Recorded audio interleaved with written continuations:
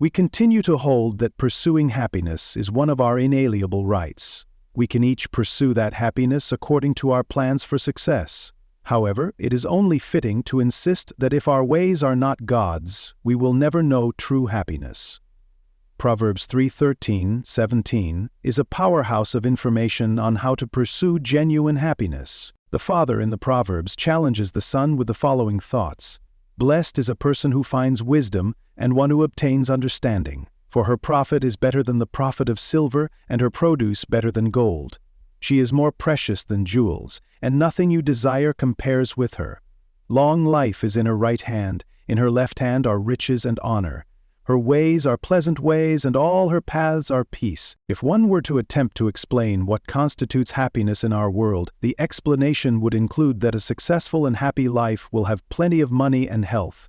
Without sufficient funding and health, we cannot find happiness. So the father speaks to the son about what brings about genuine happiness. It is not money alone, it is also not health alone. These are merely byproducts of a proper godly pursuit. It is the pursuit of wisdom and understanding that leads to happiness. How does sufficient wisdom and understanding ensure happiness? Consider a couple of apparent truths. Firstly, we should realize that there are many rich people in this world who are not happy. Their lives are empty and infinitely tiring. So they attempt to mitigate their misery with excessive spending or excessive wastefulness. The more they spend and waste, the more unhappy they become. The more unhappy they become, the more their health begins to decline. And so, health and wealth are not the fruit of a physical search. If we want genuine happiness, it can only be found in pursuing God and His wisdom. If we search for wisdom, we will be given the other blessings of life as a result. We will be assured, the Father says, of long life, riches and honor, and ultimately peace. In other words, the very things we might desire to seek out will destroy us. But if we pursue God's ways, then those things will be properly categorized and prioritized. God will help us learn how to find peace and contentment instead of a rat race to a bitter end. The wise person pursuing happiness will find it through wisdom. Notice that in the right hand of wisdom and understanding is long life. In her left hand is riches and honor. Pursuing happiness depends on our immediate recognition that a long life is only promised through pursuing righteousness.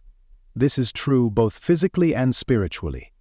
If our pursuit of wisdom should change its character from wisdom to physical wealth and prosperity, then we will fail miserably. We must always evaluate our plans and actions to be sure they do not once again lead us into the trap of health and wealth as an end in themselves. How many famous preachers teach health and wealth gospels? They truly preach their ignorance to the masses and teach them the lie of a pursuit of health and prosperity. Jesus spoke true when he said, "Seek first the kingdom of God and His righteousness, and all these things will be added to you as well." Matthew 6:33. What Jesus was teaching just before that statement was the folly of pursuing food, clothing, and shelter. Friends, don't make your life about pursuing physical wealth and health. Instead, search for wisdom and gain the world as well.